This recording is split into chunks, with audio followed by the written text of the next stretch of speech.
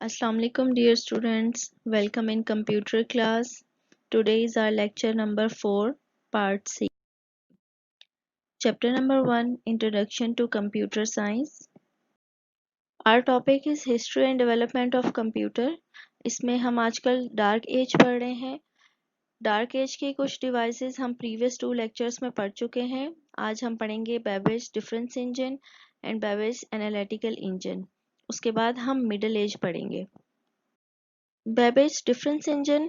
Charles Babbage, the father of computer, in 1822 proposed a machine to perform differential equation called a difference engine.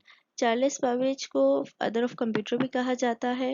1822 में एक differential equation को solve करने के लिए machine बनाई जिसका नाम रखा गया difference engine. Differential equation basically is a numerical analysis. एक मैथमेटिकल टर्म है क्योंकि डार्क एज में जितनी भी मशीन्स थी वो सिर्फ कैलकुलेशन पर्पस के लिए बनाई गई थी. इस वजह से ये डिफरेंशियल इक्वेशन परफॉर्म करने के लिए मशीन बनाई गई. It was powered by steam and was large. ये भाप स्टीम से जो है वो चलती थी और बहुत बड़ी थी, ह्यूज मशीन थी जैसा कि आप पिक्चर में देख सकते हैं. Difference engine could not built at that time because the technology was unavailable to produce many components necessary for its function. Difference engine जो है अपने टाइम में कंप्लीट नहीं हो सकी. इसके जो कंपोनेंट्स थे वो अनअवेलेबल थे और कॉस्ट भी इस पे बहुत ज़्यादा लग रही थी. इस वजह से ये मशीन जो है वो कंप्लीट नहीं हो सकी, इनकम्प्लीट रह गई. इसके बाद है Babbage analytical engine. After 10 years, Charles Babbage proposed a more general-purpose computer and called it an analytical engine. Charles Babbage ने 10 साल बाद एक और जनरल पर्पस कंप्यूटर बनाया जिसको नाम दिया एनालिटिकल इंजन का. बेसिकली उसी कंप्यूटर को अपग्रेड जो है किया था, उसी मशीन को अपग्रेड किया था. It would use steam for power, having storage capacity, memory of thousands numbers of up to 50 decimal digits long. ये भी स्टीम से चलता था लेकिन इसमें मेमोरी थी, यानी कि ये up to 50 decimal digit long ये स्टोर कर सकता था अपने पास और किसी भी जो इंस्ट्रक्शन है उसको सीक्वेंस में प्रोसेस करता था. The computer would use punch card to enter the machine instruction.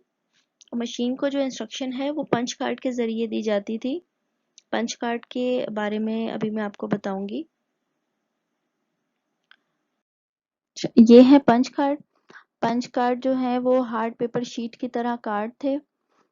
इसको जब इसमें होल्स किए जाते थे बाय हैंड और बाय मशीन. इसमें डाटा, इसके जो होल्स हैं उसमें डाटा स्टोर भी किया जाता था और इसको मशीन में इंसर्ट करके एज अ इनपुट इससे डाटा लिया भी जाता था. अर्ली कंप्यूटर्स जो हैं उनमें बाय इनपुट पर्पस और by storing purpose punch card use हुए हैं.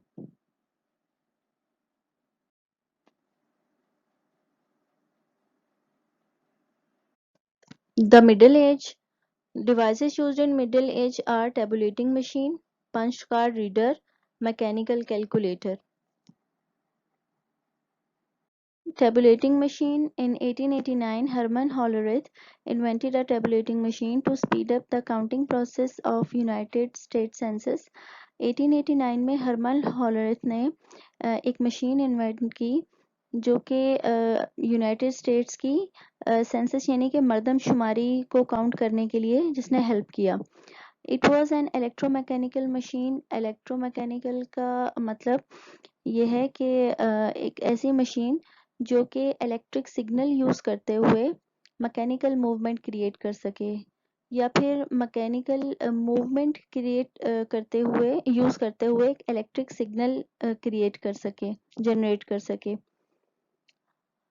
He used some codes to work on this machine which were called as Hollerith codes. इसने इस मशीन के लिए कुछ कोड्स बनाए. उन कोड्स का नाम Hollerith codes है. Machine sensed the hole in punch card, triggering a wire to pass through the holes, closing an electrical circuit.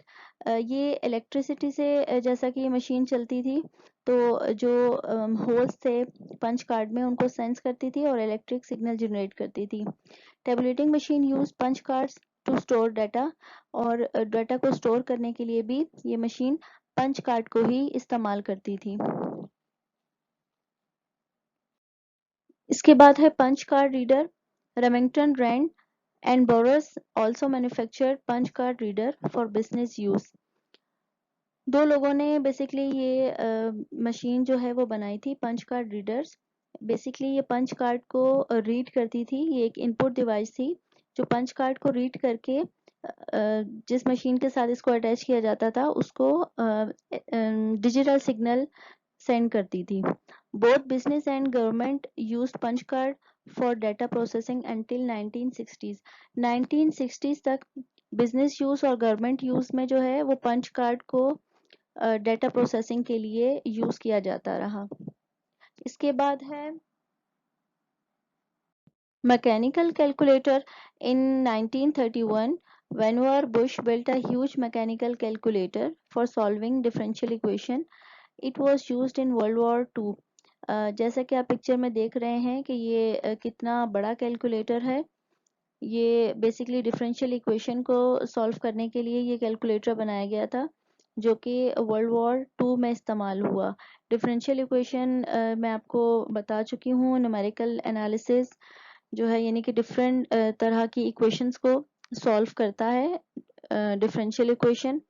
तो ये मैकेनिकल कैलकुलेटर जो है वो डिफरेंशियल इक्वेशन को सॉल्व करता था।